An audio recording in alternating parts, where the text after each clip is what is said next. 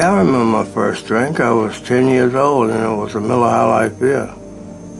I still remember the taste. It was a good taste.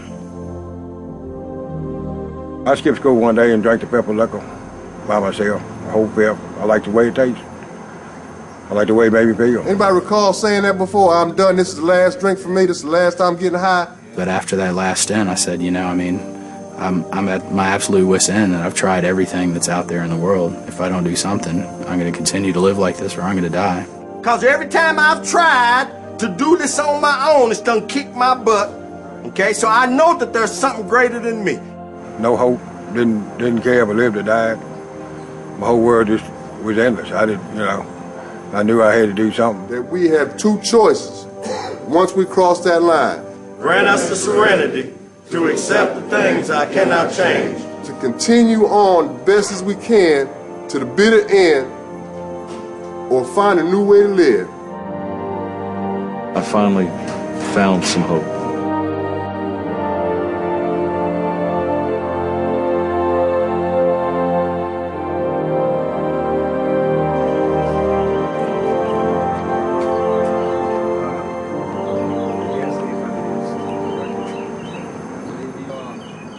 It's not just a homeless shelter or just a rehabilitation place. And that was the only thing standing in between. It's the healing place. And a drink or drug. And for these men, the place to find lasting recovery from alcohol and drug addiction. I would start drinking, start cracking. Then I'd start popping pills and drink to come down from the crack. And it was just a vicious cycle, just kept going and going. My drug of choice was heroin. I'm addicted to alcohol, and I needed help to quit. I couldn't do it on my own. You come across different people. I actually I'm addicted to heroin. The nature of my drug habit, I'd probably end up dead within a couple of years. And how many of us have done, I'm just gonna smoke a 20. I'm just gonna have one drink. The Healing Place in Richmond, Virginia is a non-profit organization governed by a local board of directors. The program is patterned after the original facility model in Louisville, Kentucky, which has a low barrier for entry and the men stay on a voluntary basis.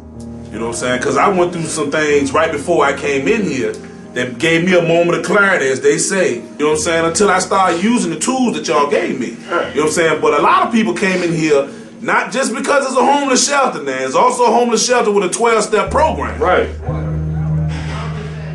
I was in Petersburg, and I had 50 cents that somebody had given me, from the last crack house I was at. And I ended up using that 50 cent, called my sister that took me to MCV. And I came in to enroll in their drug treatment program, and I couldn't get in.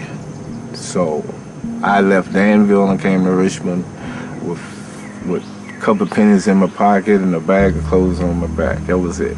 But a nurse come along, said everything was gonna be all right, and this guy showed up, put me in this blue car. Next thing I know, I'm in front of this building. The program is designed to take men off the street, give them food and a place to live, while guiding them through a series of phases that lasts about 1 year. First memory of the Healing Place was waking up and looking at the clock, said 9 o'clock, and I had to ask if it was AM or PM.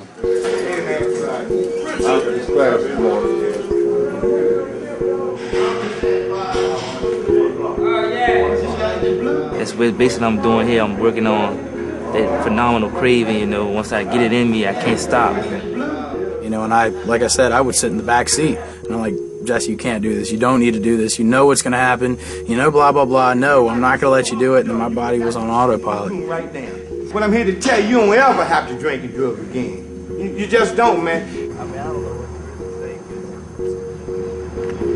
to say. The first phase is OTS-1. OTS stands for Off the Street and lasts for a month. During this time, the men take a daily trudge of 1 mile to a classroom where they begin learning about their disease. You're going to come in any order. So right now, just for the day, man, take yourself that you somebody. That I passed, man. Even during my military career, I didn't consider myself an alcoholic. I mean, you know, there was alcoholics just like most people think, you know, they're bums, wino, you know, homeless people, stuff like that. It wasn't me, so, you know, I didn't have a clue. You know, this couldn't happen to me. You know, alcoholism is for old people. Addiction is for old people. You know, I was like, you know, this is beside me. I'm better than this. I'm going to control my drinking. And I was wrong. The second phase is OTS 2, and it lasts about 2 weeks. During this phase, the men meet for classes in the main building and begin to focus on the solutions to their addictions. Bill's story on page 6. When you're dealing with an addiction of heroin, you just maintain until the disease really takes over on you. Then that won't allow you to work or do anything until you feed that addiction. I had an emotional breakdown, which led me to drink arsenic and cyanide. I was so close to death, they didn't even know why I was still alive. And when I'm drinking, I isolated myself from people because people gave me... The third step is called phase, and it's where the real work begins. During these 4 to 6 months, the participants are intensely studying the 12-step program of recovery. Well, I tried to quit drinking 1,000 times, but I never could. I didn't just start out just a casual thing. Then I watched a man kill my little brother when I was 20 years old. I tried to drink it out of my mind, and it got me in a whole lot of trouble. Because one of the things you're going to have to do for me is that whenever you get paid, you're going to have to bring in your pay stub, right? Your first pay stub, you bring it into me, we'll sit down, we write out the budgeting. The final step of the program is transition, which lasts an average of 3 months and requires that the participants be holding down a steady job. It's during this phase that job skills are honed. The men are paying their own bills and are being guided back into society while still actively involved in maintaining their sobriety. I have my son with me now, and I don't know if I would have been able to make it without the resources of the healing placement. All the tools I think that I need are right here. I don't have the taste for it no more. You know, I just got to remember that bed 10 and detox in the healing place. That's all I got to do. I just play that tape all the way back to that bed. You know, and it's like, okay, never mind. The center also has 2 other service units. The first is overnight, where homeless men can sleep and be fed a meal on a first-come, first-served basis. The second is a non-medical detox, where men are isolated and hydrated until their systems are clear of substance. Both of these units frequently serve as program entry points. When I came here, I remember walking through that door and I was sitting right at them chairs over there, and I felt like a lot of weight was off my shoulders. I remember crying at them chairs over there, but I was, you know, I was really full of pride. I would never let nobody see me do it, so I wiped it away real quick. I felt relieved. To see these men come in, angry, mad, broken. When I get here, I'll get with you. We'll get with Miss Giovanni, I'll call her, and then watch them begin to, the light bulbs start coming on. And then to see the behavior change. And then see them doing some work for themselves and taking ownership and responsibility for their life. We feed approximately 200 people a day, 3 times a day. So you can imagine the food that we use. It's a mountain of food. Everybody in the program, staff-wise, is a graduate, other than the administrative staff. I mean, the power of that, I mean, you can't pull anything past Al. He knows it all. Can we get honest? Yeah. How many of y'all would just like to get up last night when you couldn't smoke, just smack the shit out of them? It's okay, be honest. Because if you just do it by yourself, if you just get off drugs without filling the void, you're going to be miserable, you know? If you're sober and miserable, you're going to use again. Yeah. You know, you're not addressing your problem. Yeah. I've been there, done that, you know. This place actually is going to set you up, I think, to help you succeed in the future, you know. It's getting you back on your feet. Perhaps the most unique element of this recovery program is time. Just went in a couple of 30-day bacon shakes, you know, get my stuff together about a month or so, and I was right back again, you know. Most of the recovery programs cost thousands of dollars and they're 28-day programs. You can't address your addiction or alcoholism in 28 days. Yeah. It's something that's going to be with you for the rest of your life. Oh, I think that, when you're dealing with an issue like addiction, it takes very much a behavioral change. And people here get the time that they need to really address their issues and look at why they have this problem, learn about their addiction so they can learn the mechanisms that they need to be successful and be independent once they transition out of the program.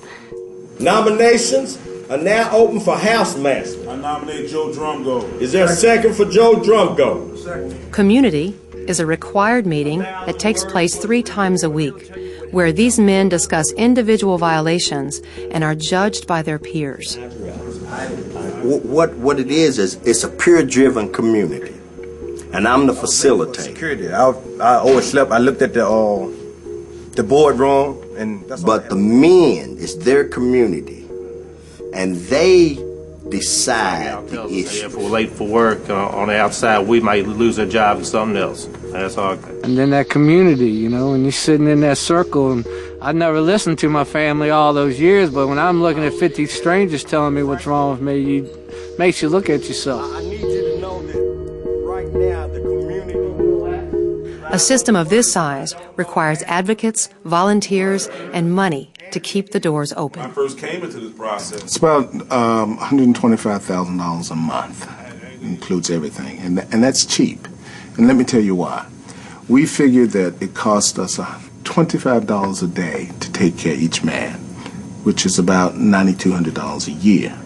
If you compare the cost to have that man in the human service system or the prison system, we're talking $30,000 to $40,000 a year. So the savings just through this program is tremendous. I've never been to a program like this, but what they give me is free. I feel like I owe them. I had a store. Anybody had a store, right? I always wanted to get in the recovery program, but I didn't have insurance and I couldn't afford it. And that shows that this place is also a blessing because it's as free as the air I breathe. I don't know where the money come from. I didn't ask. I was just thankful. There's nothing that you're going through that some of these men have not already gone through without having to take. The healing place is not a perfect place. Not every man makes it through the program.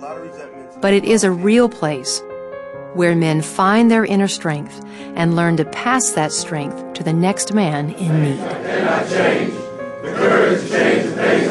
If you're wondering how you can help the healing place continue to change lives, consider a donation of any size. For every $25 donation you make, one man is housed, fed, educated, and empowered for one more day. Growing up, just giving it up. The same $25 goes so much further at the healing place because we have the program participants providing the security, cooking the meals, doing the laundry, doing the housekeeping, and keeping this place running as part of their commitment to the program and to the next person in need.